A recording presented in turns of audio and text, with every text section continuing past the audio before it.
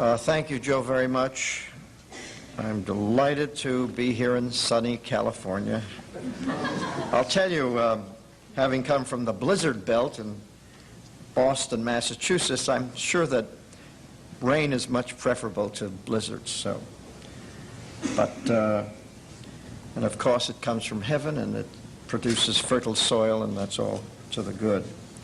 But I was reading in the newspaper today at breakfast that they've just had an election in Portugal, and the article mentioned that 20% of the people in Portugal are illiterate. I imagine most people would read that and say, 20% illiteracy in Portugal? Well, they're a backward country, aren't they? But would you believe this? Let me read you what the Boston Globe said about the illiteracy rate in Boston, Massachusetts, the Athens of America.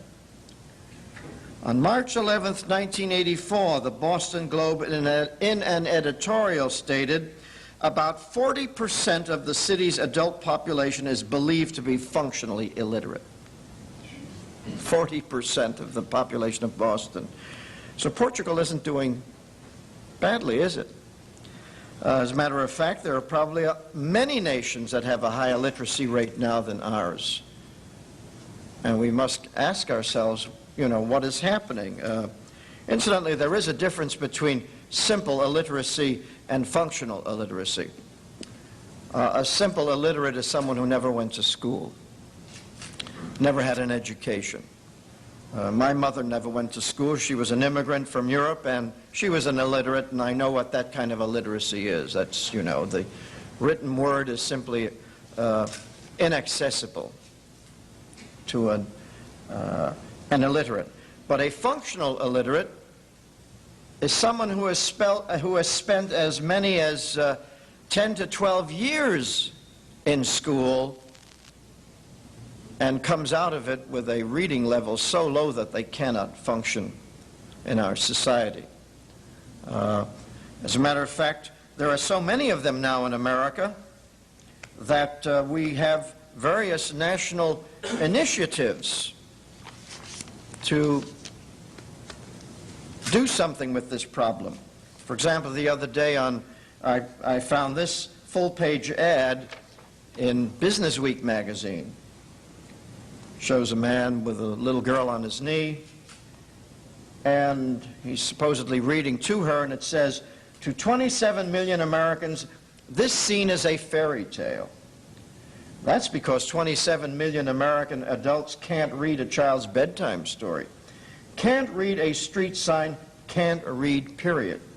Functional illiteracy has become an epidemic that has reached 1 out of 5 American adults. When you think of epidemics, you think of diseases. And here we have an epidemic of functional illiteracy. And then it says, you can change that by joining the fight against illiteracy yourself. It takes no special qualifications. You don't even have to be certified, you see. If you can read, you can tutor or help us in countless other ways. And then they give you a phone number, an 800 number that you can call if you want to become a volunteer against illiteracy. And then there was another full-page ad that I found in a magazine the other day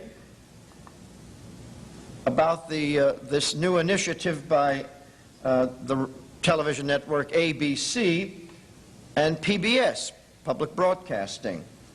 And they say, federal studies estimate that as many as 23 million adult Americans are functionally illiterate. Another 35 million are classified as semi-literate. So there you've already got 58 million people with below average reading skills, far below average. In other words, reading skills that do not enable them to really participate in our high-tech economy. And they state that they are going to help fight adult illiteracy. And they're going to put together something on these stations that are going to, I suppose, help in conquering. It says, we at ABC and PBS have volunteered our time and resources because we believe television's ability to communicate images, ideas, and information can be of great help in conquering illiteracy in America. So there you have it, where we have an epidemic. We've got all kinds of problems, and you might ask yourself, well, why do we have all of these problems? We've got public schools. It's interesting that neither ad mentions schools or teachers. No mention of schools or teachers. A foreigner coming to these shores would assume maybe they don't have public schools in America because they've got all this illiteracy. But we do. We've got public schools in every town in America. Free public schools. You don't even have to pay to go to these schools. And if the school is not in your town, they'll put you on a bus and make sure you get there. So we've got the schools, and we've got compulsory school attendance laws that force everyone in America to go to school and get an education. I mean, if your parents don't send you to school, they go to jail. So everyone in America must go to school. It's incredible that there should be this many functional illiterates. And then we've got colleges of education that train our teachers. They are certified. They've got the good housekeeping seal of approval. They can't work in a government school unless they are certified. And then, of course, we've got professors of education sitting in graduate schools of education, teaching the teachers, giving out PhDs to everyone else. They're there. And then we have lots of educational research being done. As a matter of fact, more research has been done on the teaching of reading in this country in the last 10 years than probably in the whole of human history. Millions of dollars are being poured into these graduate schools of education, into these labs, education labs. We've got labs now. Education labs where they're trying to find out, you know, how to teach reading. They're still trying to find out how to do it. And, of course, we spend plenty of money on education, don't we? There's no lack of money. I think we spend a little more than Portugal does. As a matter of fact, the budget of the state of California devotes 50% of all of its monies. The state government of California, 50% of its revenues go for education. In some states, it's even higher. So you begin to wonder, what is the problem? Why are we producing so many functional illiterates? Well, if you ask around, ask the professors, ask the teachers, they tell you, you know what the problem is? There's something wrong with American children. Millions of children are being born with these learning defects. There's something wrong with them. They cannot learn. And that's the problem. That's the current wisdom. And if you don't believe it, let me read to you a couple of lines from an article that I recently found in Sky magazine. I do a lot of traveling by air, and Sky magazine is Delta Airlines' own publication. It's a nice, thick, slick magazine that's read by thousands of business executives who crisscross the country, and so they like to make sure that these executives know what's going on. And this lead article was entitled, Dealing with Dyslexia. You see, the reading problem is now called dyslexia. That's the medical term. They all believe now that it's a medical problem. There's nothing to do with education. It's like a disease. You heard, it's an epidemic, so it's a disease. And this is what they say about dyslexia. that it is one of the most misunderstood, misdiagnosed, and underestimated of the learning language disorders. In other words, it's something like AIDS. It's very mysterious. And then they give you a definition of dyslexia. A disorder manifested by difficulty in learning to read despite conventional instruction, adequate intelligence, and socio-cultural opportunity. And the author of this particular article ran across a lady by the name of Elizabeth Fleming, who has 5 dyslexic children. Well, when you have 5 dyslexic children, that makes you an authority on dyslexia, doesn't it? And so she's written a book on the subject.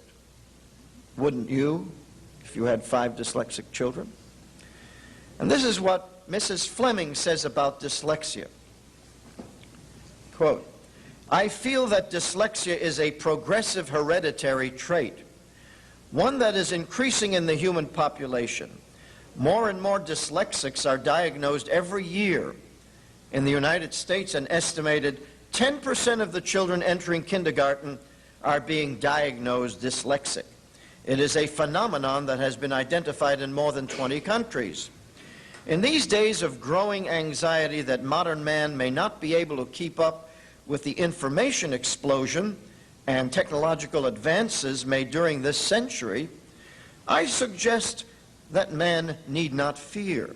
Perhaps hereditary dyslexics are the new breed of man, an evolutionary species that does not live in a world of up, down, right, left, but rather in the multidimensional or non-dimensional world of space. Can this be called the age of dyslexia?" Unquote. Poor Mrs. Fleming. So now we have a new evolutionary species. Something is happening with the genes, you see. We're getting mutations, genetic mutations. But you know, the interesting thing about these mutations is, in evolution, they teach you that things are supposed to get better and better. In other words, human beings should be getting smarter and smarter. But in this case, they're getting dumber and dumber. That doesn't make sense, according to evolution. And isn't it interesting that evolution has sort of bypassed the Soviet Union? It's only hit America, this new evolutionary species. It's only occurring in the United States and other English-speaking countries where they follow our lead. But in the Soviet Union, everybody learns to read. As a matter of fact, they don't even know about dyslexia in the Soviet Union. Not too long ago, an American team of debaters, university students, went over to Russia. And they debated with young Russians, their equivalents, in the Soviet Union. And PBS did a marvelous documentary of it, showed the students, speaking from the podiums of Soviet universities. And one of the Soviet citizens, listening to the American on the podium, a young man from the University of Pennsylvania, or University of Pittsburgh, who happened to be fluent in Russian, he said, "I recently read in one of your magazines, U.S. News and World Report," apparently, if you're a member of the Communist Party, they let you read anything that denigrates the United States. And there's so much in our magazines that denigrate the United States that they let some people read those magazines. In any case, he says, "I recently read in U.S. News and World Report that you have 27 million functional illiterates in the United States. How can that be? You're the most advanced nation on earth." Well, our American student up there was totally nonplussed. He didn't know how to answer this. He had no explanation. See, they don't have that sort of thing over there. We have it here. But you see, we know why. We have a problem today, a reading problem. It's no big mystery. Mrs. Fleming may not know the reason. But the reason was given to us as many as 30 years ago. Would you believe it? At 30 years ago, we found out what the problem was. Maybe some of you remember. I know some of you are rather young. This goes before you. But in 1955, a man by the name of Dr. Rudolf Flesch published a now famous book entitled Why Johnny Can't Read. I'm sure that most of you have heard of the book. In 1955, over 30 years ago, Why Johnny Can't Read. And in that book, he told the American people for the first time, he said, there's nothing wrong with American children. They don't have any special defects. He says the reason why they're not learning to read is because they're using a new method that is not teaching them to read. A new method that doesn't work. This is what he said. He said the teaching of reading all over the United States, in all the schools, in all the textbooks, is totally wrong and flies in the face of all logic and common sense. And then he went on in his book to explain what had happened. He said that around the early 1930s, the professors of education changed the way children were taught to read in American public schools. He said they threw out the alphabetic phonics method of teaching children to read, and they substituted a new method, a whole word method, a sight word method that would teach children to read English as if it were Chinese. Now, perhaps you don't understand the difference between the two methods. Let me explain. English is an alphabetic writing system. What is an alphabet?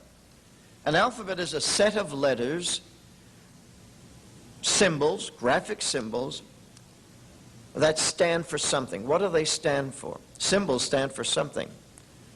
The alphabet letters stand for the irreducible speech sounds of the language. The Russian alphabet stands for the irreducible speech sounds of the Russian language. The Hebrew alphabet does the same. The Armenian alphabet does the same, and ours does the same thing. Our letters stand for sounds. They represent sounds. And the way you teach a child to read an alphabetic writing system is that you teach him the letters of the alphabet, and then you teach him the sounds that the letters stand for. And you may teach them individually in isolation. You know, for example, the letter B stands for the sound B. The letter H stands for the sound H. You drill the child in the alphabet sounds, one letter at a time, two letters together. In other words, baby, bi, bo, boo, in combination with vowels, ba, be, bi, ba, ba, in columns. That's the way it was done. And in any country where they use an alphabetic writing system, that's the way they teach the alphabet. If you went to Russia, if you were a little child in Russia, that's how they would teach you the Russian alphabet. When I was learning Hebrew as a youngster, in order to go to Hebrew school, that's the way I learned to read Hebrew. Ba, be, bo. The sounds of the letters.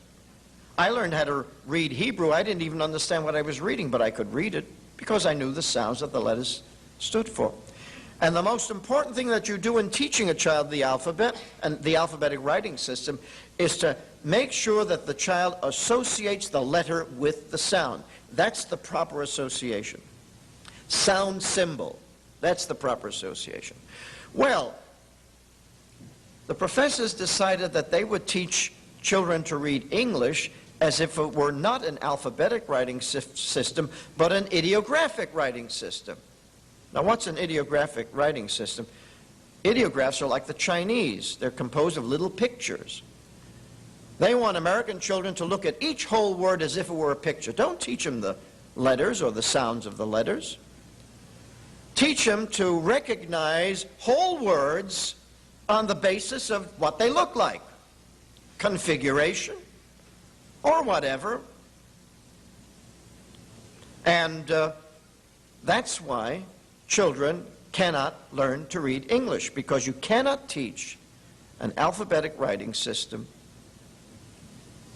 as if it were an ideographic one. It just doesn't work. You know why? You see, because when you have ideographs, there's enough distinction between them so that perhaps the child can identify something with the little ideograph. But our words, many of our words, are so much alike in configuration that the child just sees letters swimming before his eyes. And before you know it, he begins to exhibit the symptoms of dyslexia. What are the symptoms of dyslexia? Bad spelling, reversal of letters, that sort of thing. And it's only natural that a child would begin to, if the child does not associate the letter with a sound, then he doesn't know what the letters stand for. They don't evoke anything. All he knows is that they are arranged in some arbitrary sequence. And he has to try to remember what that word says. He's got to guess. The sequence of the letters doesn't mean anything to him, because if he has to look at a word as a little picture, well, when you look at a picture, do you look at it from left to right and scan it from left to right to remember every single detail from left to right? No, you look at a picture in any way you want to. The middle, whatever attracts you, right? Whatever strikes you. You look at that picture and you say, gee, I like that sunset. I like the mountains. Or I like the eyes in that portrait. That's what you do. Now you might wonder what kind of men thought up a teaching system of that kind. Well, this new system of teaching was created by America's top professors of education. And they knew that this method would not work. But I'll go into that in a little later. I just want to say first that the alphabet was invented about 2,000 years BC. The first form of writing that human beings used was pictography. Now, what is pictography? Well, the cavemen drew pictures on the walls of their caves, and you could look at them and you knew what they meant. You didn't have to go to school to read pictography. In other words, a human being looked like a human being, a tree like a tree, an animal like an animal. That was pictography. They told a story. But as civilization became more complex, the scribes had to depict ideas, actions, things which did not lend themselves to depiction. For example, how would you draw a picture of immediate, or adopt, or teach, or about, or up, or down, inside, out, or together, or result, or expect? How do you draw a picture of expect? You don't. What you do is you create a little picture and you say, that stands for expect. It doesn't look like expect. Nothing you can draw is going to look like expect. But that's how the next form of writing was invented, and they were called ideographs. And the scribes invented thousands and thousands of symbols to stand for each one of these concepts. So that by the time you get up to Egyptian civilization, you have a very complex form of writing called hieroglyphics. Very difficult to learn. Literacy was restricted to a small number of scribes who could master these thousands and thousands of symbols and remember them. And so literacy was very low in those days. But then somebody made a remarkable discovery around 2,000 years BC. Somebody made a remarkable discovery. The discovery was that all of human language, everything we say, is composed of a small number of irreducible speech sounds. Isn't that interesting? The English language has a vocabulary of upwards to 1 million words. And all of those words consist of a small number of irreducible speech sounds. How many sounds, irreducible sounds, do you think there are in the English language? I always ask this question because it's information that every child should have been given in kindergarten, or at least first grade if our schools were doing a decent job. There are only 44 sounds in the entire English language. Only 44 irreducible sounds. Do you realize that everything we say is composed of those 44 sounds in endless combinations? And so the man who made this remarkable discovery said, well, instead of having to memorize thousands and thousands of little symbols, why don't we invent a set of symbols to stand for the speech sounds of the language, and then we will be able to transcribe the spoken word into written form and then translate writing back into the spoken form. And so alphabetic writing was invented, and immediately it swept hieroglyphics off the scene. It was like the invention of the computer. Tremendous advance in learning suddenly took place.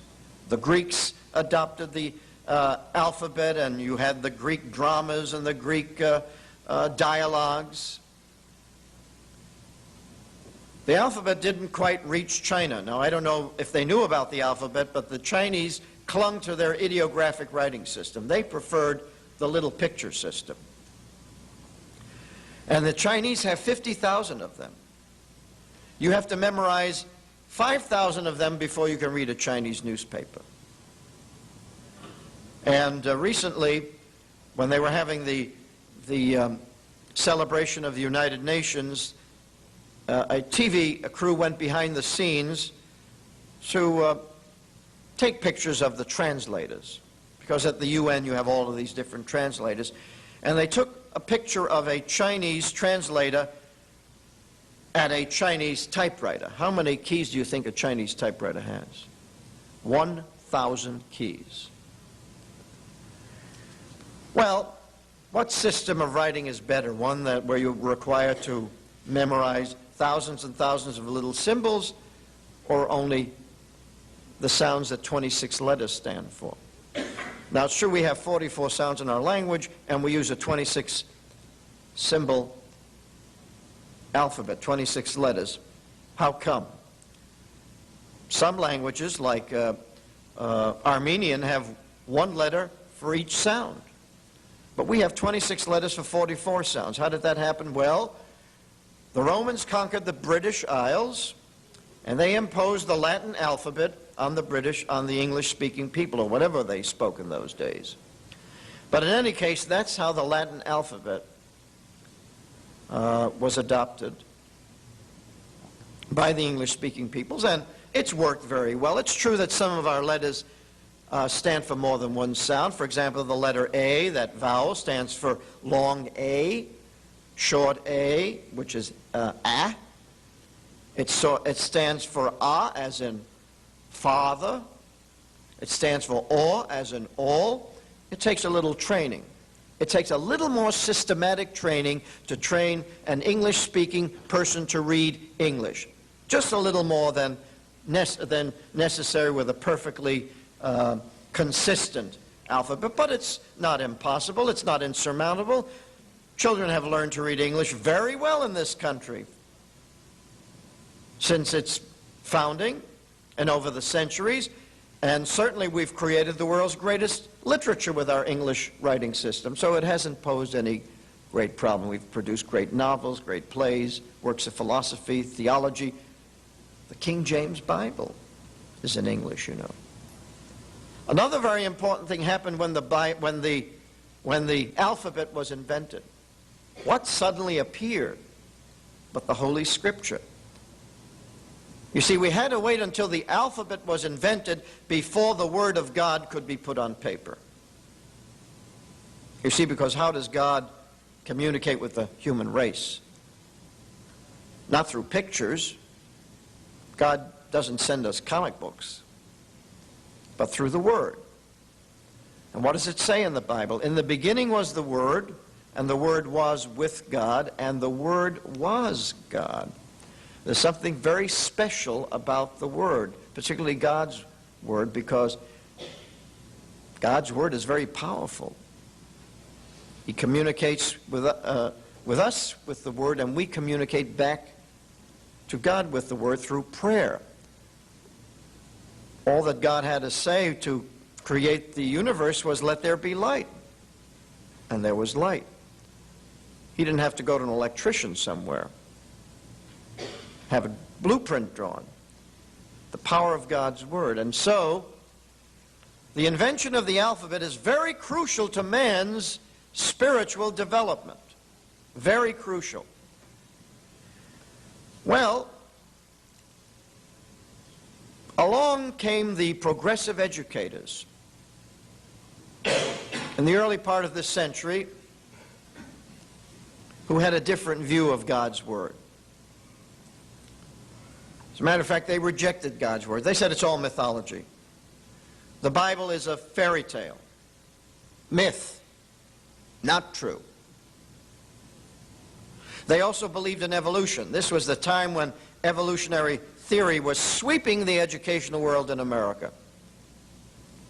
Educators thought, this is it. This is truth.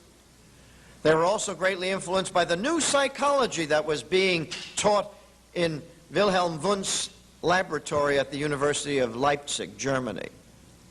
You see, Wilhelm Wundt and the other German psychologists decided to apply evolution to the mind, to man's mind. They said, well, if man is an animal, then his mind must have developed from an early animal stage. Now these men, these progressive educators, at the turn of the century, and John Dewey is probably the most illustrious name among them, also believed in socialism. Now why did they believe in socialism? Well, because if you no longer believe in the Bible, you've got to come up with a new explanation for evil. What does the Bible tell us is the origin of evil? Man's sinful nature. We are fallen, and it is man's sinful nature which is the cause of evil. And if we want to be saved from our sins and from our basic evil nature, only God can save us. That's what the Bible tells us. The Bible makes us realize that we are the source of evil. But those who no longer believe in the Bible had to decide that, well, there was some other cause to evil. What was the cause? Well, the usual. Ignorance, poverty, social injustice. Education would get rid of ignorance. Ignorance would get rid of poverty. Poverty would get rid of social injustice. And of course, social injustice was also caused by our horrible economic system. This horrible system of private property and individualism. This system that encouraged this capitalist system that encouraged greed and selfishness.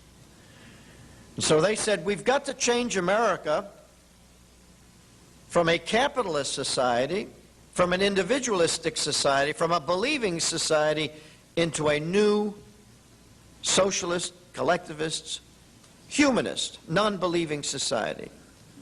And in fact, they even created a new religion to replace Christianity called humanism, in which the object of worship is humanity itself. Man becomes the object of worship in humanism.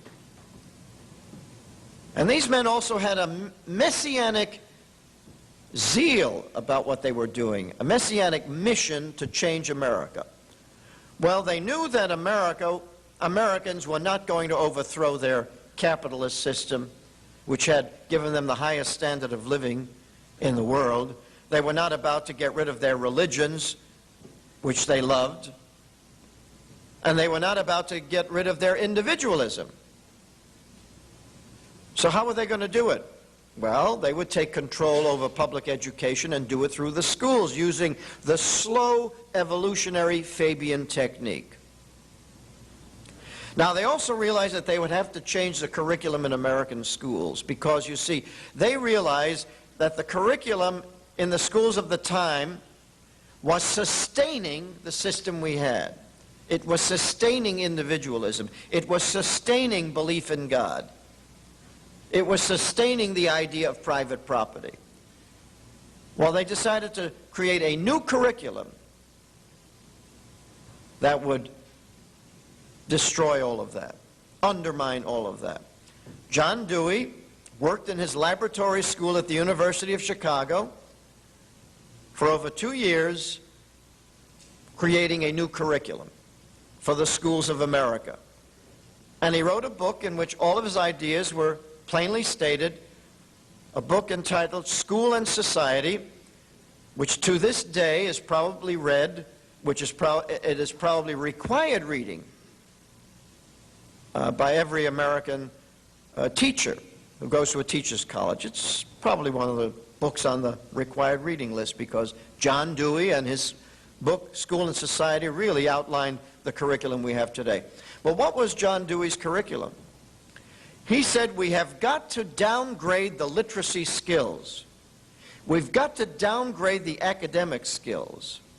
And we've got to emphasize the social skills. You see, if you want children to become socialists, they've got to be engaged in activities, group work, values, if you're going to change their minds, social studies. He says that's where the emphasis has got to be. We've got to de-emphasize linguistic language skills. Why? Because Dewey considered high literacy to be an obstacle to socialism. An obstacle to socialism? Well, because what did high literacy produce? It produced these highly individualistic Americans who could read for themselves, this individual intelligence that could stand on its own feet, that could judge right from wrong, and did not need the advice of an elite. You see, if you're highly literate, you feel pretty confident in your own ability to judge the world, to judge things, to make up your own mind about things. And he said this was not conducive to collectivist control. If you have all of these individualists, they're not going to be easily manipulated. It's very hard to manipulate somebody who can think for himself. You see, you really can't think for yourself until you have a high degree of literacy, because what does high literacy consist of? It consists of knowing language so well that you really have a full command of the tool of thought. Because how do we think? We think in terms of language. Language is the tool of thought. Vocabulary. If you don't have a vocabulary that includes concepts, for example, of freedom, unalienable rights, you're not going to know anything about them, are you? So our vocabulary gives us the means of thinking. Now, in a socialist society, you have an elite at the top that rules over a dumbed down or malleable mass. And so they decided they had to put their minds to work. They said, look, we've got to give the American people the impression that we are educating their children while at the same time dumbing them down. How are we going to do that? Bit of a problem. But these were the world's leading psychologists. These were men who had done all of their experiments on animals.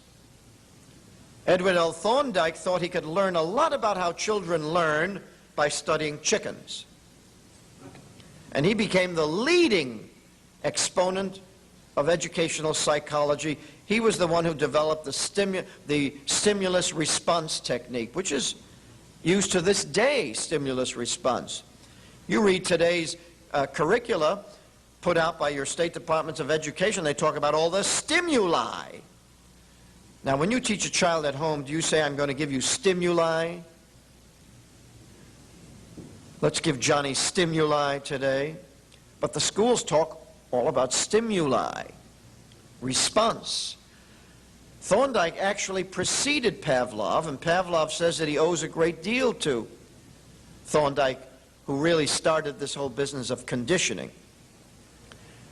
Well, Thorndike did his experiments on chickens.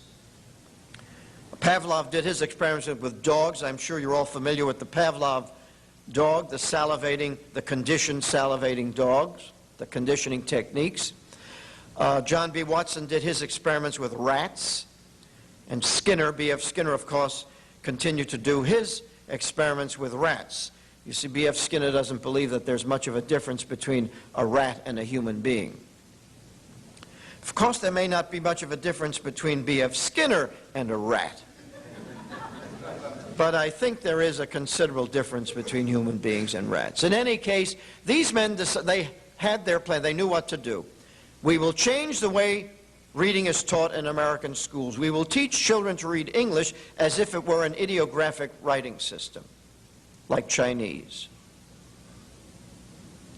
Now, did they know that that method would destroy literacy? Of course they did. They discussed it. They admitted it, that it would turn children into word guessers. They even did studies on how could children learn to read by this method. And it's like the joke about where does a gorilla sleep? Wherever he wants to. Well, how does a children learn to recognize words by the whole word method? Which, in whatever way he can. They knew that. You see, they knew that then. Incidentally, we use ideographs and pictographs today a great deal. If you notice, because of the declining literacy in America, more and more ideographs and pictographs are being used. For example, you go to an international airport, or you don't even have to go to an airport. In lots of hotels, if you want to go to the washroom, you have to look for the little picture of the person in pants if you're a male, or you go to the door with the picture of somebody in a dress. But of course, some women wear pants and they may go into the wrong room. It's much more precise if it says men on the door and ladies on the other door. But that's one of the hazards of pictography, is the imprecision.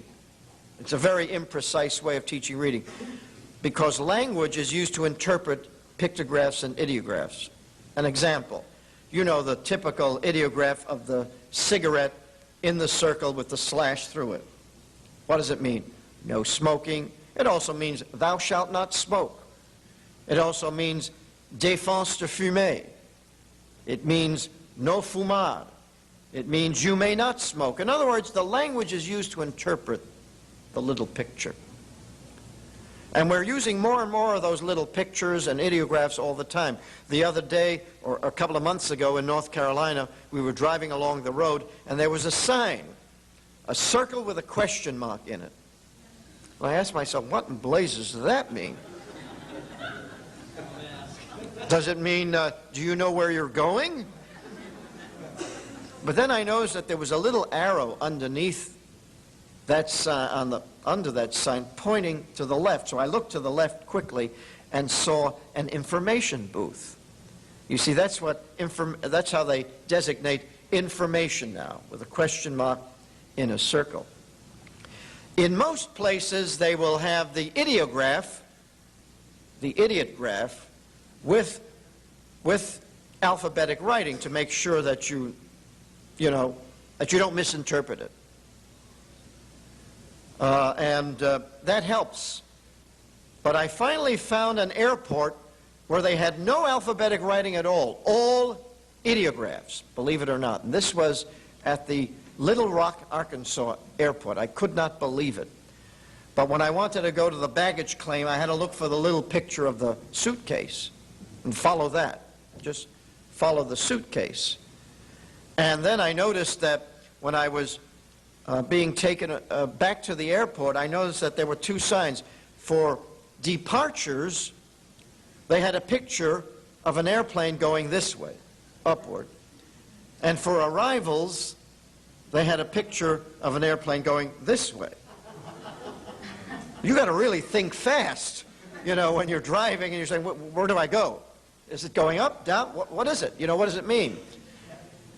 But we are being trained, we are being prepared for a new form of writing to be used extensively by a dumbed-down population that can't handle alphabetic writing anymore, that can only deal with little pictures. You can't do much thinking with a bunch of little pictures. But this is a planned thing. What I'm telling you is, just as the new method of teaching reading was not devised by some little old lady living in a mobile home in Florida, neither are all these pictographs devised by some recluse somewhere. These things are being done by the world's top designers working in concert with others. In any case, these men devised this new way of teaching reading that would indeed lower literacy. And they weren't ready to get it into the schools until 1930. Now, why did it take that long? Here was John Dewey saying in 1903 and 4, as far back as 1898, that we've got to do something about literacy. But they had to wait until 1930. Why? Because it took that long for the progressive educators who had fanned out from Teachers College, Columbia, and the University of Chicago, had fanned out all over the United States to the graduate schools of education, had attained high positions, sometimes as presidents of universities, and had trained a sufficient number of superintendents so that then they could be placed in all of the school districts of America, or in most of them. The superintendents were heavily indoctrinated by the progressives because every year they had their convention, and I've gone through the entire record. I've read the speeches given at these conventions in the 1920s and the 1930s, and these superintendents were bombarded with an endless indoctrination on the glories and beauties of socialism. And so by the time 1930 came around, the professors had already created the books that were ready to be put in the schools. And the books that were ready were the Dick and Jane readers, produced by William Scott Gray at the University of Chicago, who was the protege of Charles Judd, who had studied at Leipzig and who was the dean. And the reading books by Arthur I. Gates at Teachers College, Columbia, who had been taught by Edward L. Thorndike. He was Thorndike's protege. So this stuff was coming from the very highest levels of American education. Now, it just so happens that in 1929, the professors were warned that their new teaching method would indeed cause reading problems. Who warned them? Well, the person who warned them was Dr. Samuel T. Orton, a neuropathologist at the University of Iowa, who had been dealing with children with reading problems. You see, they had tried out the method experimentally in different places to see how well it worked. And Dr. Orton was dealing with all of these kids with reading problems, and he found out that the genesis of their problem was this new sight reading method. And so he wrote an article that was published in the February 1929 issue of the Journal of Educational Psychology. This was the title of the article: "The Sight Reading Method of Teaching Reading as a Source of Reading Disability." See, they knew about it in 1929. And this is what he said. Dr. Orton said, "I wish to emphasize at the beginning that the strictures which I have to offer here do not apply to the use of the sight method of teaching reading as a whole, but only to its effects on a restricted group of children for whom, as I think we can show, this technique is not only not adapted, but often proves an actual obstacle to reading progress. And moreover, I believe that this group is one of considerable size." Well, he was dealing with a very small sample, but we know today that it's about 1/3 of the student population. 1/3. That's a lot of students, 1/3. And because here, faulty teaching methods may not only prevent the acquisition of academic education by children of average capacity, but may also give rise to far-reaching damage to their emotional life. Well, you couldn't be clearer than that. Now, you might say, well, maybe the professors did not read this article. Well, they had to read it because it was published in their own magazine. The Journal of Educational Psychology was the only such journal in the United States, and it was being edited by the very professors who were creating these new teaching techniques. Well, what did they think about Dr. Orton's article? Why did they publish it? Well, I believe they published it because it confirmed to them what they wanted to know, that the method indeed would do what the professors wanted it to do. Maybe he was just a young doctor who didn't know very much, but Dr. Samuel T. Orton went on to become the world's leading expert on dyslexia. The world's leading expert. In fact, there's an organization named after him today called the Orton Dyslexia Society, which deals with the reading problems. He identified them. Now, supposing a drug firm was on the eve of putting out a new drug, issuing a new drug, and they were warned by a distinguished physician that this drug would have deleterious effects on many of its users, do you think that that drug firm in its right mind would proceed to put that drug on the market? I think they would have second thoughts. Now, here was a doctor, a medical doctor, telling these professors that this new teaching method would have harmful effects on a considerable number of youngsters, and they went ahead and put it in the schools. Well, of course, it didn't take very long before the harmful effects became pretty obvious to the American people. As a matter of fact, in April of 1944, Life magazine published a lead article on dyslexia. By then it had become a household word, by 1944. Prior to 1930, nobody had ever heard of dyslexia. And all you have to do is go through the periodical guide, the Guide to Periodical Literature, educational literature, and try to find dyslexia in the index prior to this period. You won't find it. It didn't exist. The disease didn't exist. But this is what they wrote in 1944 about dyslexia. Life magazine. Millions of children in the U.S. suffer from dyslexia, which is the medical term for reading difficulties. It is responsible for about 70% of the school failures in the 6 to 12-year-old age group and handicaps about 15% of all grade school children. Dyslexia may stem from a variety of physical ailments or combination of them. You see, the editors obviously went to the professors and asked them, well, what is causing all this dyslexia? What's causing the problem? Well, these are the causes that the professors gave. They said it is caused by glandular imbalance, heart disease, eye or ear trouble, or from a deep-seated psychological disturbance that blocks a child's ability to learn. Isn't that interesting? Heart disease is a cause of reading difficulties. The article then described the treatment given a young girl afflicted with dyslexia, thyroid treatments, removal of tonsils and adenoids, exercises to strengthen her eye muscles. That's interesting. I suppose they hung little weights on her eyes and had her do exercise until she developed bulging muscles to help her read. Nowhere did they recommend teaching her the alphabet. Wouldn't that have been the simple thing to do?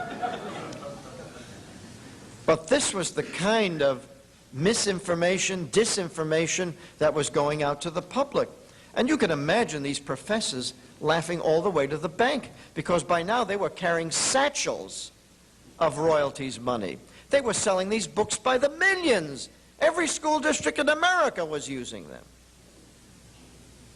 And they were getting rich in the process while destroying the intellect of millions of children, while crippling them academically, producing children who had to have their tonsils removed, to improve their reading. But if heart disease is the cause of the problem, why are they removing her adenoids? That doesn't make sense. But apparently you see the editors of Life magazine no more were curious to find out the truth than that poor lady and the gentleman who wrote that article just last October in Sky magazine. She actually thinks that there's a new evolutionary trend going on. Can you believe it? Mutations, genetics, they'll think of anything. And the public seems to just accept it. The public seems to just, swallow this stuff. They're so gullible. And the educators, they've been deceiving the public so long they take it for granted. They don't even, blink an eye when they give out with these stories of how defective American children are with our epidemic. And to prove to you that the method used in the schools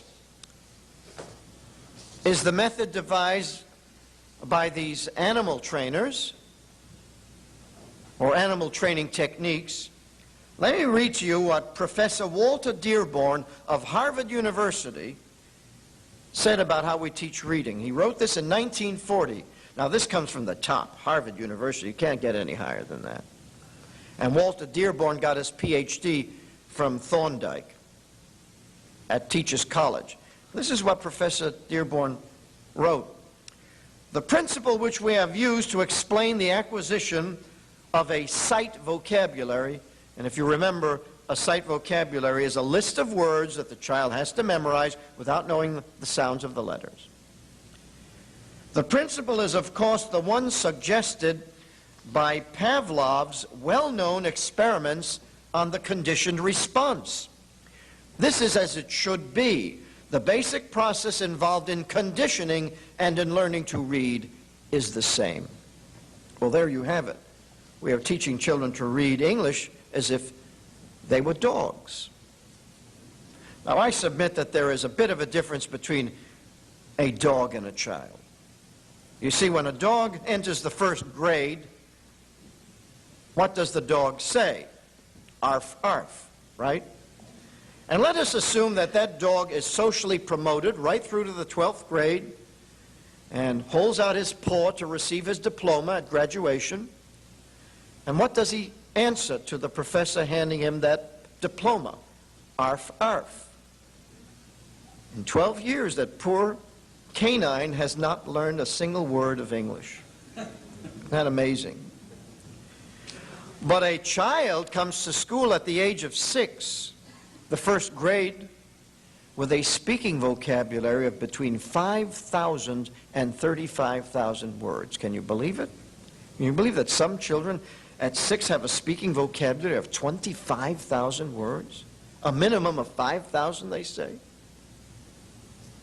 Wow, that little kid's an intelligent human being. And the human child starts teaching himself to speak his own language virtually at birth.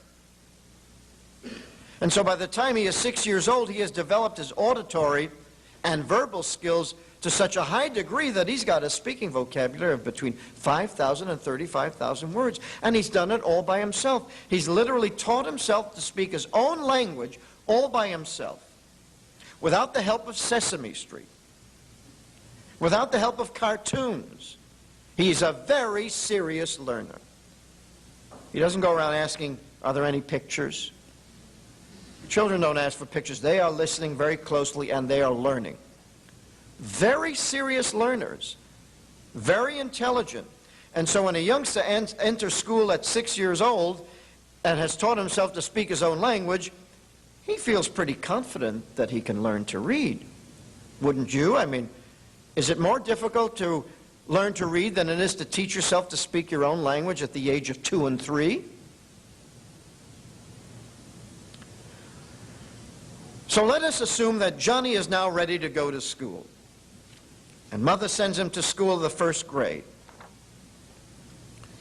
And this is what little Johnny is expected to read. Now, mind you, Johnny comes bright-eyed and bushy-tailed. He feels very intelligent, very smart, and you know how these kids are at 5 and 6. They feel smarter than the adults. And he comes to school, and his teacher has the usual look, say, sight reading, sight vocabulary teaching program, and this is what he's told to read, or to memorize, or to guess. Dick, look, Jane, look, look. See Dick, CC, OC, see Dick, OC Dick, OOO, funny, funny Dick. Well, this kid sits there. He says to he's really at a loss, and he says to himself, gee, either I'm crazy or she's crazy. This is not the way people talk. I mean, he should know. He's taught himself his own language. He's developed his auditory and verbal skills. He has a vocabulary of over 5,000 words. This is not how people talk. Gee, this school is a weird place. But Mother has said, now, Johnny, you behave yourself. You do what the teacher tells you to do. Be a good boy. And so Johnny decides, well, he's going to do what he's told to do, and he will behave himself, and he'll try to learn using, maybe there's something to this. But let us assume that Johnny is one of that 1/3 who can't make it because he does not have a photographic memory. His skills are more auditory and verbal than visual. And there are a lot of kids like that, a lot of kids who don't have photographic memories. And so at the end of the 1st grade, he's having real problems. And Mother is called to school and told, Mrs. Jones, Johnny has a reading problem. And by now, Johnny feels pretty awful. I mean, he thinks, well, maybe I'm not as intelligent as I thought I was. Maybe I'm really dumb. And Mother has told Mrs. Jones, Johnny will have to stay behind. And so Johnny stays behind, and by the end of the 2nd year, he isn't doing much better. Matter of fact, he's even doing worse. And so Mother is called to school again and told, Mrs. Jones, Johnny has a learning disability. Johnny has dyslexia. He'll need special education. So he's put into special classes. Mother is frantic. She's saying, what's wrong with my boy? I've given birth to a defective human being. He's got a learning defect. And she goes to doctors, you know, all those doctor's appointments that are made, and he's tested and retested and over-tested.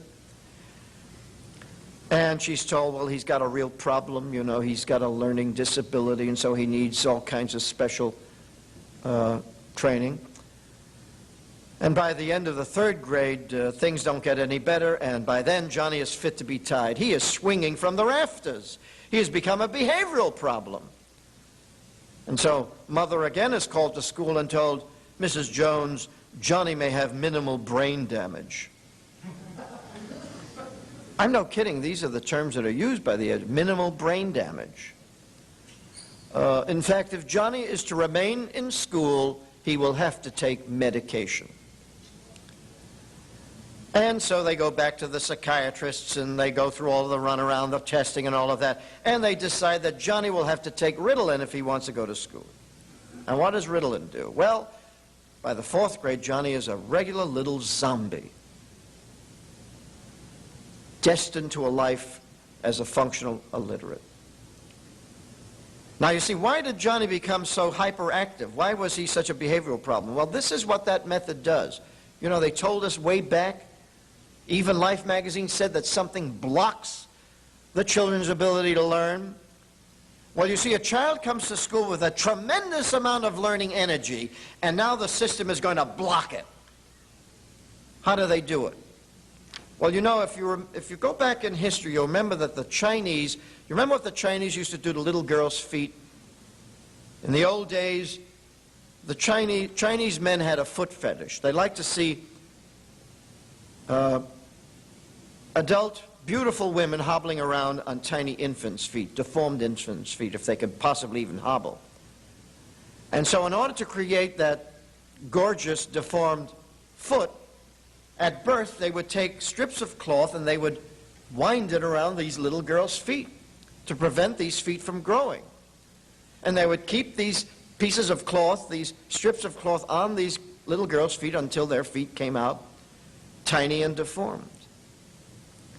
Well, now this is what the method does to the child. Here the child comes into the classroom, his mind, his intellect just bursting with energy, and so they take the look-say method, these long strips of cloth, and begin winding it around Johnny's brain. And they wind it and wind it and wind it until they block it. So what happens to all that energy? That learning energy, it comes out physically. It comes out in the form of physical behavior, hyperactivity. That's what happens to the Johnnies. Well, now what I've described to you is something that goes on every day in America. Every year, 3 million children enter the first grade. And it breaks my heart when I realize that 1 million of them are going to go through that process that Johnny has gone through. That they are going to be deliberately crippled, mentally crippled, intellectually crippled by a system devised to make sure that that takes place. By teachers who apparently don't know what they're doing. Either they don't know or they don't care. But the professors know. The professors know. As a matter of fact, one of the top professors of reading in America told a reporter of the New York Times when he was describing the look-say method, he said, well, we teach the children to look at a whole word so that they will see the picture. And if a child sees the word H-O-R-S-E, horse, and if that child says pony, that's okay, that's correct. Because the child is seeing something galloping. He's seeing the picture. But of course, if the child doesn't know the difference between a horse and a pony, he's in big trouble. But that's what's being told. That's what they say, without blinking an eyelash. That's the system they are using teaching children to read in America. And the results are appalling. That's the cause of functional illiteracy in America. It has nothing to do with the children. The children are perfectly fine. Perfectly fine. As a matter of fact, learning disability now is considered a handicap. These normal children. Johnny entered that school, remember, very learning able, right? Anyone who could teach himself to speak his own language is very learning able, right? 2 years in school, he's learning disabled. Interesting. You know, the Department of the federal government has become very concerned about making sure that all handicapped children get an equal educational opportunity, like, you know, normal children. And so they devised a federal program to make sure that handicapped children were given an education. Now, when they were talking about handicapped children, they meant children deaf, dumb, blind, crippled.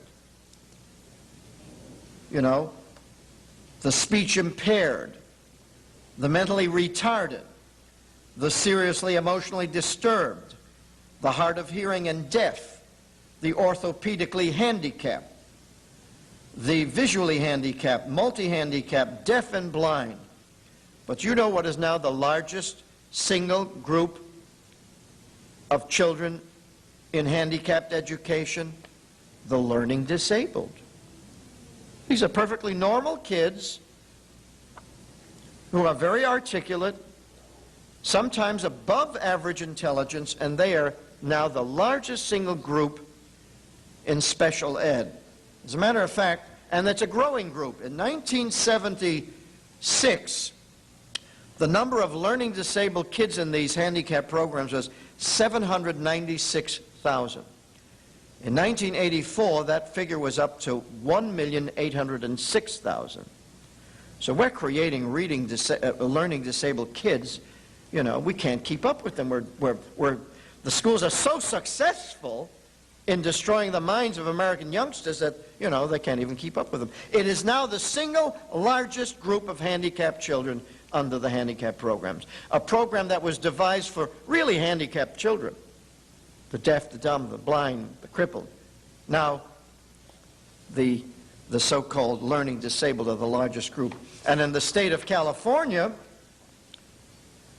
out of 370,000 handicapped children, do you know how many are learning disabled? 207,000 in the state of California. You've got a problem in this state. I think that Dr. Honig should address this problem. I know he's very concerned about teaching evolution. I think he ought to be concerned about teaching reading. I think it's much more important to make sure that children learn to read than know about Darwin's theory. But I haven't heard that Dr. Honig is terribly concerned about this. Now, what has this done to America? What has it done to the black community? In 1930, the illiteracy rate among urban blacks was 9.2%, which means that in 1930, over 90% of urban blacks were literate. And in 1930, when you were literate, you could read anything. There was no such thing as functional illiteracy. If you were literate, you were literate. Today, in 1984, the illiteracy rate is now 50% among blacks. Now, have blacks lost the ability to learn to read since 1930? And in 1930, what did you have? You had Jim Crow, racial discrimination, segregated schools, poor educational facilities, and yet over 90% of urban blacks were literate. Today, with affirmative action, civil rights victories, billions of federal dollars in the elementary schools, compensatory education programs like Title I and Chapter I, equal educational opportunities. What more could you possibly do in terms of money and facilities, and yet the illiteracy rate is now up to 50%. What we are doing is destroying the black community. They have become an underclass. They cannot even fit into American society. They cannot fit into our high-tech culture. They have no stake in it. They're into drugs. Teenage pregnancy is rampant among them. They are literally being destroyed by our education system. And to give you an idea of what this is doing to the blacks, how it is alienating them from the rest of society, how we are isolating them through this change in language, because they can't even speak, most of them can't even speak decent English anymore, despite the fact that they all go to school. You know, the N.E.A. has spent years making sure that they went to public schools. Well, now they're in public schools. But maybe you'll be interested in listening to what was said on Dan Rather's program not too long ago about what is happening to the blacks' use of language. Let me turn this on. This was a recording of a news program.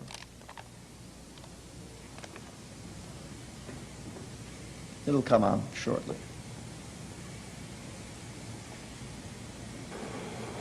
4 centuries later. But beyond the melting pot, there is an English evolving in these United States which is incomprehensible to the majority. Bob Simon looks at what happens when the rules of grammar clash with the laws of the marketplace. Boys and girls, we can never be back. Go home. Don't stop. Listen to MP. A lot of street talk, a little music. That's all rapping is. Performance as communication. One way, blacks in the inner city talk to each other. One way. There are many others. I'll say, hey, that little girl, she's fresh, man. She got a nice bumper kid or some cakes, you know. And they'll understand what I'm saying, you know. They'll buy a pair of sneakers, right? And say to me, oh, that's the Jordan, right? What is the Jordan, right? But I know what it is. That means that the sneakers are really nice.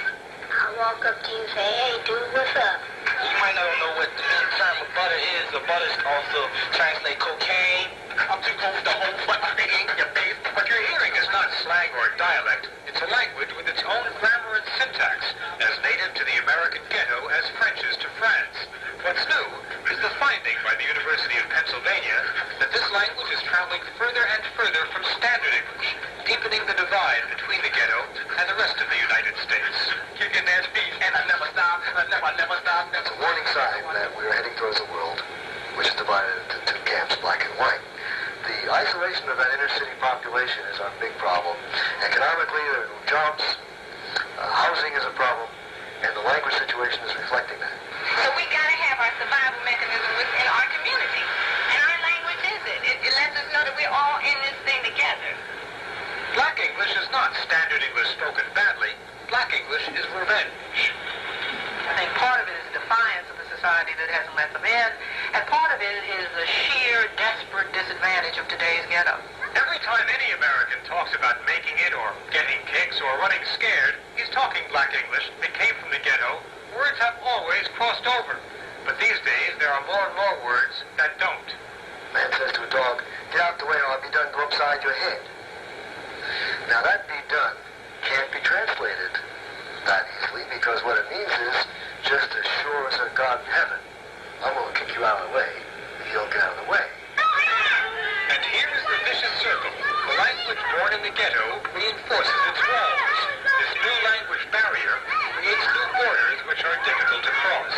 I have some associates that find it very difficult to work and maintain any kind of decent job because of the fact that they cannot adequately speak, so to speak, the normal language. I'm sure that if you walked up to one of those people and explained to them that you'll put them in a wealthy position if they could correct their English, they would correct their English.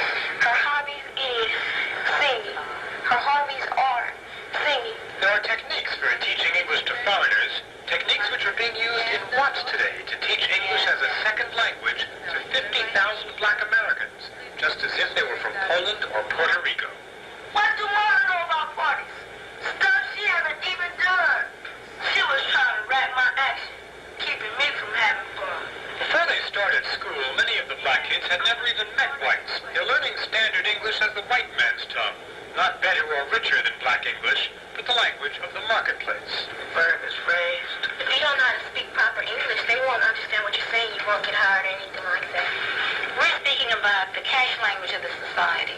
And it's a competitive society, and our children must be able to compete if they are to move into the mainstream of America. Well, the point is very clear. They say Black English is revenge. Revenge for what? For the fact that the schools have destroyed their ability to even speak their own language. He said they're now like Poles, like immigrants. They have to be taught English as if they come from a foreign country. Isn't that interesting? Blacks probably have deeper roots in America than most Americans today, because they came over, you know, many years ago. And in the 1930s they spoke well. We've literally destroyed them. Literally destroyed them. The school system has destroyed them.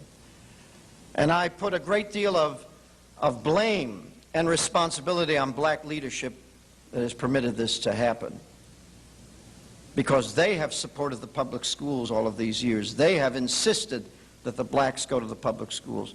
But you see, we know how to teach reading today. There's no big mystery to it. Marva Collins does it in Chicago, doesn't she? Marva Collins is that black teacher who taught in the Chicago schools for 14 years and finally left in utter disgust and frustration and created her own private school. And there she has taken youngsters who are considered uneducable by the public schools, and she's turned them into literate human beings. They read Shakespeare. They read Aristotle. They have no problem reading these things. They're being taught correctly, finally. The model is there. We know how to teach reading. It's no big mystery. Thousands of Christian schools do it every day in America. I visited a school in Anchorage, Alaska, the Harvester Christian School, which has been in existence for 16 years. And in all that time, they haven't had a single dyslexic child. You see, evolution is passing them by. It's going around them. But you see, we have the cure. We know how to teach reading, but the professors and the schools resist and resist and refuse to change. As a matter of fact, here in California, 1982, your textbook adoption committee, your state committee, chose all look-say reading programs for the elementary schools of California, guaranteeing that you will have functional illiteracy well into the 21st century in this state. This is something that Dr. Honig, I think, should address. But that's not the only problem. That's not the only problem. You see, the children in American schools are at risk in 4 ways. They're at risk academically for the reasons I've outlined to you. They're destroying their minds. They're destroying their ability to think, to read, to grow. We're creating stunted, mentally stunted human beings, crippled human beings, academically, because of the animal training techniques that are used in American schools. 30% of the children who go into American schools come out academically damaged in that way. 30% risk. Now, would you fly in an airline with a 30% failure rate? Would you buy a car from a manufacturer that produced 30% lemons? But we routinely put children in schools with a 30% failure rate, and we wonder why little Johnny comes out ruined. But then there's also the spiritual risk. Children are at risk spiritually in the schools. Why? Because the schools are doing everything in their power to undermine the religious faith of these children. How do they do it? Values clarification, death education, Dungeons and Dragons, evolution, constant barrage of anti-Christian subject matter, theory, practice. For example, in some schools, you know, they're not religious neutral. They engage in yoga, in Buddhist practices, transcendental meditation, astrology, all kinds of things in the schools. All kinds of pagan techniques are being used in the schools. And then when the children get involved with Dungeons and Dragons, that opens the door to demonism, witchcraft, wizardry, magic, Satanism. Satanism is now rampant in this country. I understand there's a lot of it in California. Children are being ritualistically murdered in this country by Satanists. There was that 2020 show that also suggested that Satanists are also practicing cannibalism in this country. Can you imagine people in this high-tech, supposedly scientifically advanced society now engaging in cannibalism? What they do is they cut out the hearts of their sacrificial victim, and then they cut it up into bite-sized chunks and pass it around, because that's what Satanists do. You know, so the Bible knows what it's talking about when it talks about man's sinful nature. John Calvin knew what he was talking about when he talked about man's innate depravity. Calvin would not have been surprised by these modern cannibals. He would have said, well, that's man's depraved nature in action, because nobody's forcing these people to become cannibals. Nobody's putting a gun to their heads telling them to do this, but they have been sucked into this whole satanic trap. And there are millions of children in America who are in danger of falling into Satanism. So you don't know what's going to happen, whether they're going to come out of the school as a nihilist, an atheist, a punker, a Satanist, or some other cultist. Take your choice. You have no idea what your child is going to come out, especially with the rock music. And of course, many of these children are led into suicide by Satanism. Death education. You know what death education does? Well, they take the kids to funeral parlors, some of the kids try out coffins. One mother told me that her daughter actually watched the mortician embalm a corpse. Isn't that a wonderful field trip?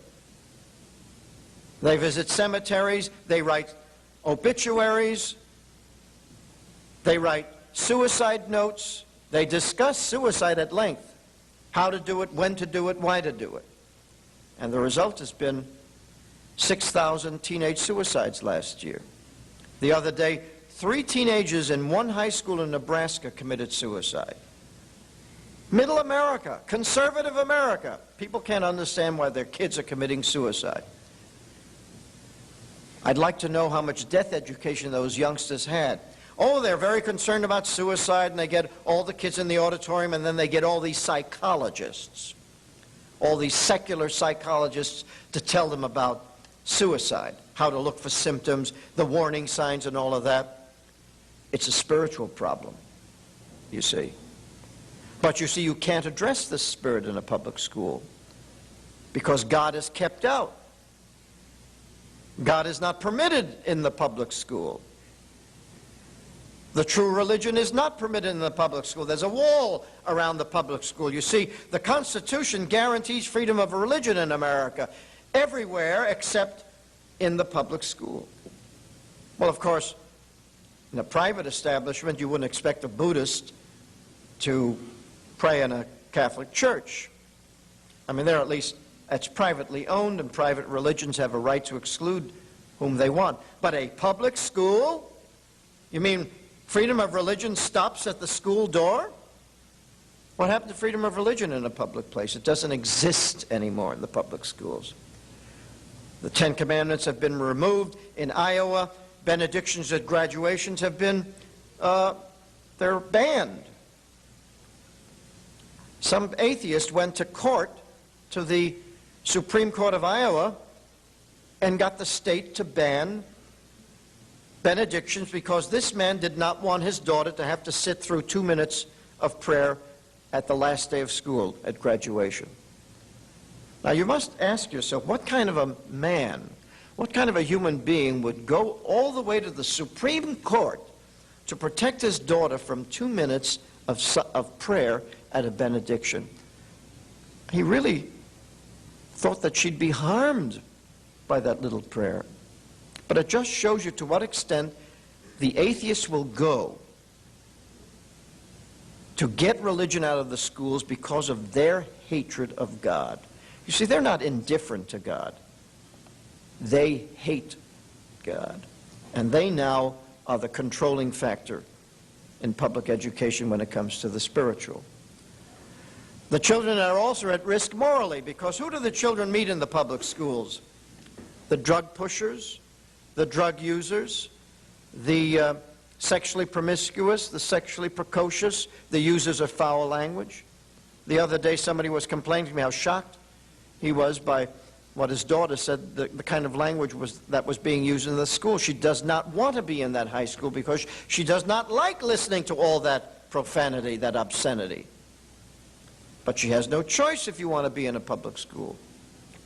Today, after the show, the radio show that I did earlier today, we got a telephone call from a high school student. She's a junior at Lodi High School. She was telling me what was going on there. Very few Christian students there who give out tracts. They are rejected, they are persecuted, they are, given these dirty looks. The language that she hears in school every day. I asked her, is there any Satanism in your school? She says, yes, there is some.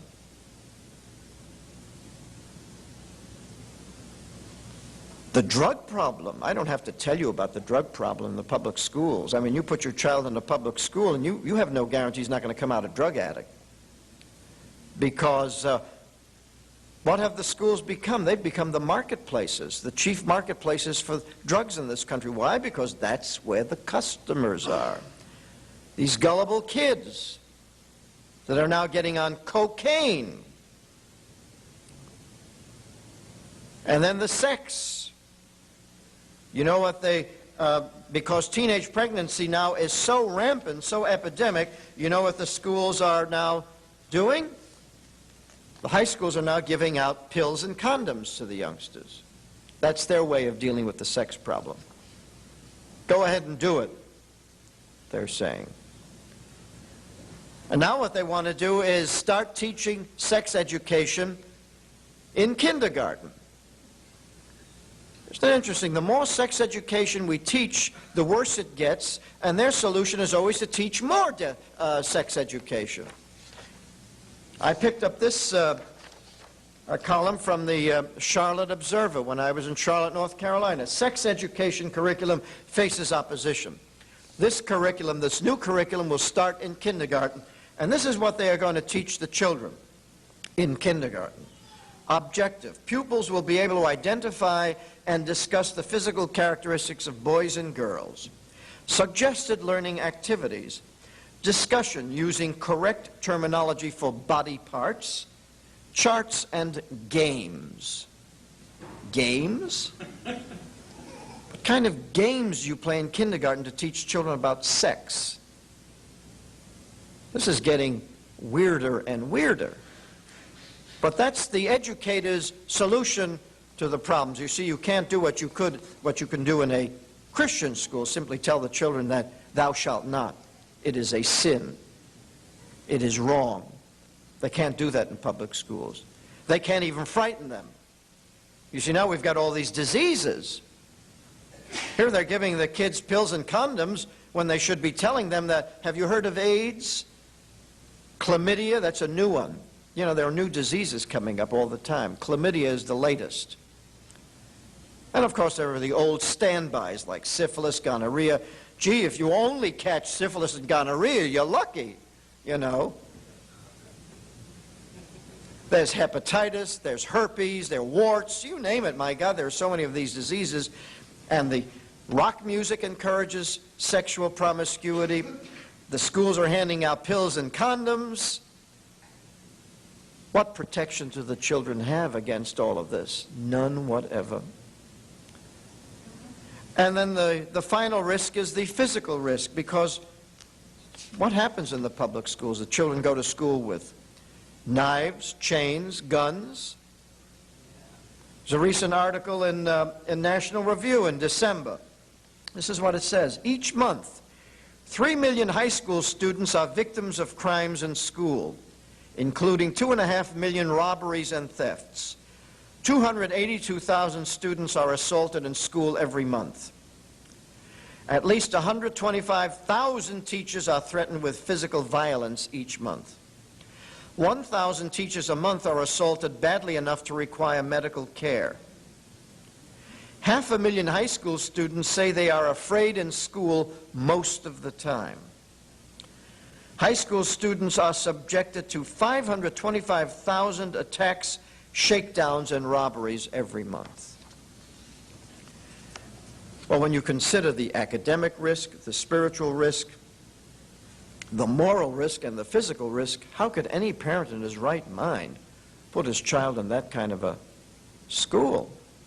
As a matter of fact, I think there ought to be a sign on every school, public school in America saying, warning, the Surgeon General has determined that this school may be hazardous to your child's health, safety, and welfare. It's legitimate. I mean, what's more dangerous, smoking or committing suicide, becoming a drug addict? You don't know what you're going to get. The parents of America are playing Russian roulette with their children's lives in the public schools. Russian roulette. You don't know what you're going to get. You don't know if you're going to get a functional illiterate, a dyslexic, a learning disabled youngster. You don't know if you're going to get a drug addict, an atheist, a nihilist, a Satanist. You don't know if your daughter's going to get pregnant or your son catch a venereal disease or get hit over the head. As a matter of fact, the young man who was interviewing me today over the radio was telling me that his worst problem in the school he went to was assaults. Physical assaults, getting beaten up in school. That's what he was afraid of all through high school. And this is occurring in all of the cities of America. I'm not talking about only the big cities, Los Angeles, Boston, New York. I'm talking about the smallest cities, Stockton, Fresno. That's where these things are happening. So the parents of America have got to make some very, very hard choices, hard decisions.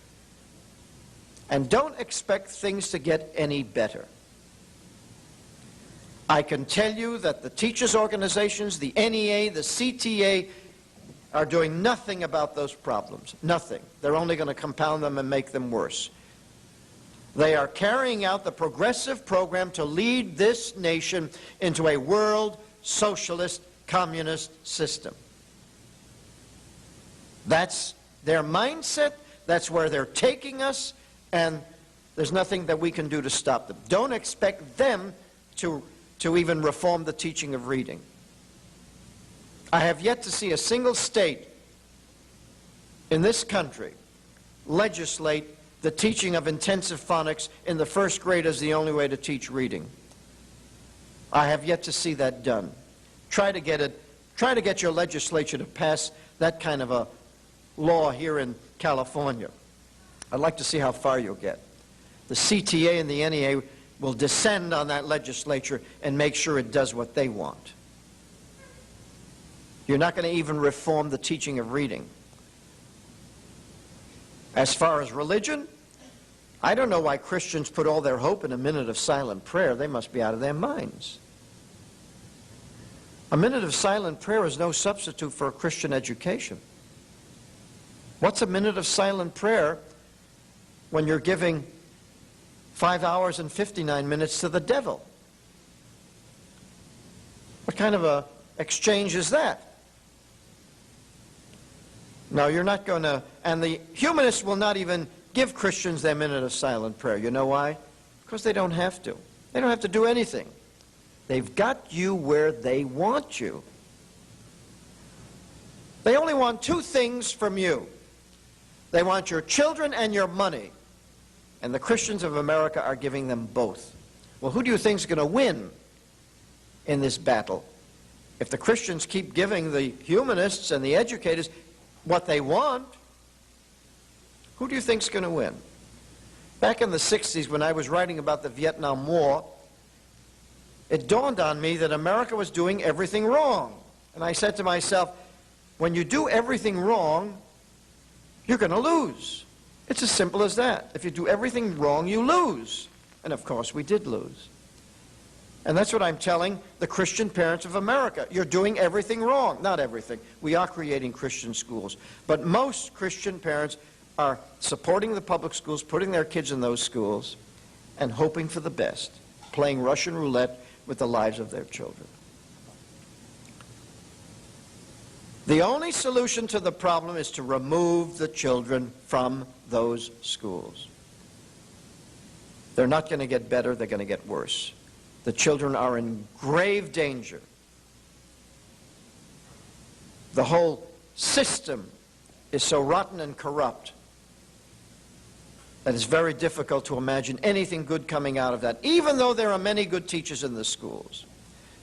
And let me say that there are many good teachers in the schools. I got a call during the show from an administrator who was telling me that there are good teachers, they're doing everything they can, but even he admitted that he was limited in what he could do. It was a constant battle against the N.E.A., against the CTA, against the professors of education, a constant battle. Well, if you care about the children, then you've got to remove them from these dangerous schools and put them in private schools, church schools, or school them at home. That's the only solution. We have no other solution. And once we begin to do that, once there is a massive exodus of children from the public schools, then we can go to court and say it is unfair for Christians to be forced to pay for atheist education. After all, the atheists are not forced to pay for Christian education, so why should Christians be forced to pay for atheist education? Doesn't make sense. I mean, I have no objection to atheists having schools of their own and paying for them. Let them create their own schools and educate their children. If that man doesn't want his daughter to hear a prayer, that's fine. But why should every public school in America be turned into an atheist school to suit the atheists at the expense of the taxpayer? Why should every taxpayer in America be forced to support atheist education? Doesn't make sense. It's unfair. You see, public education is no longer viable. It's not neutral. It really has never been neutral. It never will be neutral. And we are kidding ourselves when we think that we can even reform it to become neutral. It'll never be neutral. And so Christians have some very tough decisions to make. They must make those decisions very soon, because the lives of their children are at stake. Now it will require some inconvenience. But you know, when the Founding Fathers wrote the Declaration of Independence, they put their lives on the line. We would not be enjoying the freedoms we have today if they had been unwilling to put their lives on the line. And many of those men were very comfortable. They had big homes. They were wealthy. They didn't have to do what they did. They didn't have to sign that paper that was an affront to the British Empire. But they said, we will put our lives, our fortunes, and our sacred honor on the line. And when that declaration was written, the King of England did not hand them their freedom on a silver platter. They had to go through 6 long years of suffering and bloodshed before they were able to fulfill that declaration and give us this nation that we have. Now, don't you think we ought to do something to save it? Don't you think it's worth saving? Don't you think you want your children to enjoy what we've had? They bequeathed us this marvelous country, and the humanists want to take it from us. We've got to stop them. The easiest way to stop them is simply get the kids out of their schools.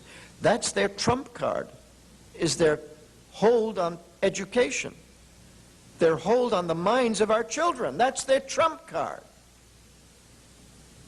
And you still have the freedom to remove your children. You still have the freedom to create private schools and homeschools. You have that freedom. You've got to exercise it. If you don't, you're going to lose everything. Well, that's what we're up against. Our founding fathers set the example. It is up to us now to follow it. Thank you very much.